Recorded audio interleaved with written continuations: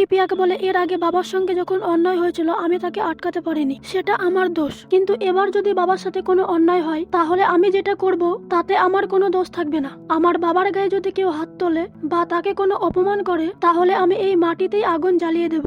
এই হাত আর শরীরের সাথে লেগে থাকবে না। গৌরী তখন পিয়ার হাতটা ঝাটকা মেরে ফেলে দেয়। পিয়া তখন গৌরীকে বলে, যেমন বাপ তেমনি তো তার মেয়ে হবে। আমি কিছুতেই বুঝতে পারছি না একটা জেল ফেরত আসামির কথা বাড়ির সবাই কি করে বিশ্বাস করে যাচ্ছে। পিয়া তখন মহেশমতিকে বলে, তোমার বড় ছেলের প্রমাণের কি ছিড়ি গো? একটা আসামিকে দিয়ে মিথ্যা কথা বলিয়ে আমাকে সবার সামনে মিথ্যেবাদী প্রমাণ করার চেষ্টা করছে।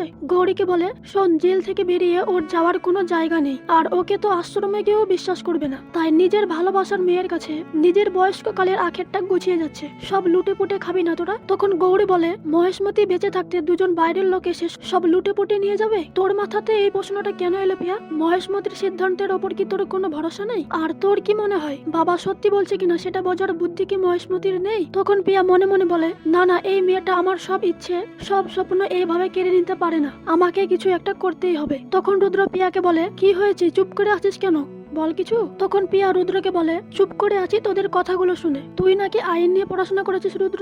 একটা লোক এসে বলল আমি 15 বছর আগে না 13 বছর আগে হারিয়ে গেছি, আর তুই সেটা বিশ্বাস করে নিলি কোনো প্রমাণ ছাড়াই। এরপর যদি বলে গৌরী আসল ধি তাহলে তোরা সেটাও বিশ্বাস করে নিবি। এরপর রুদ্র বলে, তুই ঘাবড়ে গেছিস পিয়া, তোকে আর নতুন করে বিশ্বাস করার কিছু নেই। এই বাড়ির সবাই বুঝে গেছে যে কে আসল ধি। মহেশমতির মনে একটা সন্দেহ ছিল, কিন্তু থ্যাঙ্কস টু ডাকাতের দল গৌরী নিজের পরিচয় ওই ট্রেনের মধ্যে দিয়ে দিয়েছে। তখন পিয়া বলে, আর প্রমাণ? তুইও কি মানিস রুদ্র যে বিশ্বাসে মেলায় বস্তু? শোন, আমি আমার ছোটবেলার সমস্ত জিনিস দেখিয়ে প্রমাণ করেছি। আমি যেদিন হারিয়ে গেছিলাম সেদিনের জামা, চেন, খেলনা সবকিছুই মহেশমতিকে দেখিয়েছি। আর গৌরী যদি আসল ধি হয় আর আমি নকল, তাহলে এসব জিনিস আমার কাছে কি করে এলো? দেখ গৌরী, আমি তোর সামনে প্রমাণ করে দিলাম যে তোর বাবা হচ্ছে মিথ্যেবাদী। আমি নিজে মহেশমতিকে আমার সেই হালকা গোলাপি জামা, ভাঙা খেলনা আর রুদ্রের দেওয়া এই গলার চেনটা দেখিয়েছি। তখন এইসব কথা শুনে মাধব কাকা বলে, কি বললি পিয়া? ওগুলো তোর সাথে কি করে থাকবে? এই গোলাপি জামা, ভাঙা পুতুল সব তো গৌরী। এটা শুনে বাড়ির সবাই চমকে ওঠে। তখন গৌরী অতীতের সব কথা মনে করতে থাকে। ওই চেনটা রুদ্র তাকে পরিয়ে দিয়েছিল, আর ওই খেলনাটাও রুদ্র তাকে দিয়েছিল। তখন গৌরী বলে ওঠে, বাবা, এই গোলাপি রঙের জামাটা তো বাবা আমাকে দিয়েছিল জন্মদিনে, আর এই পুতুলটা তো রুদ্র দিয়েছিল আমাকে। এইসব শুনে পিয়া একটু ভয় পেয়ে যায়, আর গৌরীকে বলে, চুপ, একদম চুপ, আর নাটক করিস না গৌরী। যেমন বাবা তার তেমন মেয়ে। যেই মাধব কাকা বললো ওগুলো তোর, অমনি তুই গলা মেলাতে শুরু করে দিলি। কিন্তু তুই এগুলো পাবি কোথা থেকে? এগুলো তো আমার কাছে ছিল। তখন মাধব কাকা বলে, না, ওগুলো সব একটা লাল কাপড়ে মোড়া ছিল এবং ওগুলো সব ছিল আমার জিম্মায়। এরপর মহেশমতি বলে, হ্যাঁ, পিয়া আমাকে লাল কাপড়ে মোড়ানো জিনিসগুলোই তো দেখিয়েছিল। তখন মাধব কাকা পিয়াকে বলে, চোর, তুই আলমারি থেকে আমার সমস্ত জিনিসগুলো চুরি করেছিস। যেই আমাকে পুলিশ ধরে নিয়ে গেছে, আমার ঘরে গিয়ে গৌরী মায়ের সমস্ত জিনিসগুলো চুরি করে নিয়েছিস। তখন পিয়া মাধব কাকাকে বলে, একদম বাজে কথা বলবে না। চুরি করে নিয়ে এসেছি মানে? এগুলো আমাকে যে মহিলা খুঁজে পেয়েছিল তার কাছে ছিল, সেই আমাকে দিয়েছিল। আর আমি মহেশমতিকে। মহেশমতি, তোমার মনে নেই? উনি তো তোমাকে বলেছিলেন যে উনি ব্রিজের ধারে ভোলা বাবার মন্দিরের কাছে আমাকে পেয়েছিলেন। এরপর মাধব কাকা চিৎকার করে বলে, মিথ্যে কথা, সব মিথ্যে কথা। আমি গৌরীকে ওই ব্রিজের পাশে ভোলানাথের মন্দিরের কাছে পেয়েছিলাম। একটা বাচ্চা মেয়ে সেখানে বসে ফুপিয়ে ফুপিয়ে কাঁদছে। সেই মেয়েটাকে নিয়ে এসে নিজের মেয়ের মতো করে মানুষ করেছি। ওকে ওর ছোটবেলার কথা জিজ্ঞেস করলে ওর শরীর খারাপ করতো, তাই ওকে আমি কখনো জিজ্ঞেস করিনি। তা না হলে আমি 15 বছর আগে সত্যিটা প্রমাণ করে দিতাম। এরপর মাধব কাকা গৌরীর কাছে ক্ষমা চাই। শুধু আমার ভুলের জন্য তুই বাড়ি ঘর কিছুই পেলি না। তখন গৌরী বলেন, না বাবা, তুমি তো আমার সবটা দিয়েছো, আমার কিছু হারিয়ে যায়নি। আর শুধু আমাকে নয়, আজ কতগুলো ছেলে মেয়ে তোমার মতো মানুষের আশ্রয় পেয়ে বেঁচে গেল।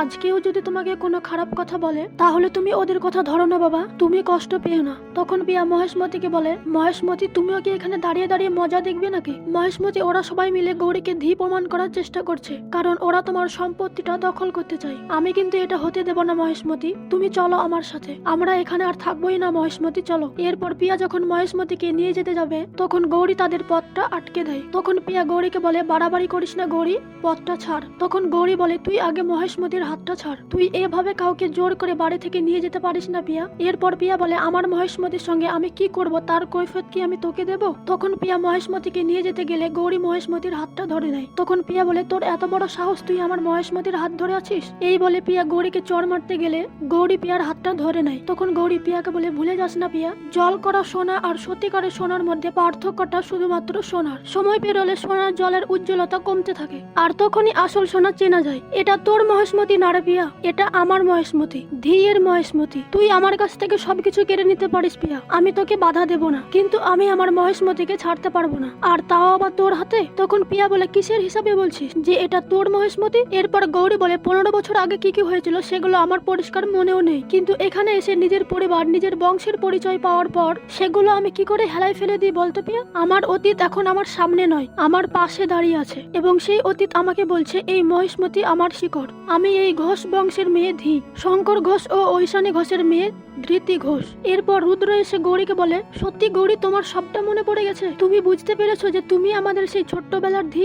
গৌরী বলে, হ্যাঁ রুদ্র, আমার সবটা মনে পড়ে গেছে। এরপর গৌরী প্রভাকরের কাছে গিয়ে হাত জোড় করে বলে, আপনাকে অনেক ধন্যবাদ জেঠু, আপনি আমাকে সাহায্য না করলে আমি হয়তো আমার অতীতকে খুঁজে পেতাম না। প্রভাকর বলে, যখন আমি তোকে তোর অতীতটা মনে করিয়ে দেওয়ার চেষ্টা করছিলাম তখন তুই আমাকে কত কথাই না শুনিয়েছিলিস বলতো? এদিকে পিয়া মনে মনে এটাই বলতে থাকে, এসব কি বলছে ও আমাকে এভাবে হারাবে? না না, এত সহজে হার মানার মেয়ে নয় রে গৌরী। তখন পিয়া গৌরীকে টেনে এনে বলে, এসব কি শুরু হয়েছে? এটা কি? এতক্ষণ শুধু তোর বাবা নাটক করছিল, এখন এবার তুই শুরু করেছিস? তুই প্রমাণ দিতে পারবি? আমি মহেশমতিকে ছোটবেলার হারিয়ে যাওয়ার সমস্ত জিনিস দেখিয়ে প্রমাণ করেছিলাম যে আমি আসল ধী। পারবি তুই আমার মতো প্রমাণ দিতে? সেই মুহূর্তে দেখা যায় আনন্দ সেখানে আসে আর বলে, পারবে না প্রমাণ দিতে। ও কিভাবে আগে থেকে সব প্রমাণ সাজিয়ে রাখতে পারবে? তাই মিথ্যে প্রমাণ ও কি করে জোগাড় করবে? তখন পিয়া বলে, তুমি কি বলতে চাইছো আনন্দ? ও মিথ্যে কথা বলতে পারবে না মানে? তার মানে ও সাধু আর আমি মিথ্যাবাদী? তখন আনন্দ হাসতে হাসতে বলে, তুমি কি, এখানে সবাই সবটা বুঝতে পারছে, এখন শুধু সময়ের অপেক্ষা, কবে তুমি নিজে স্বীকার করবে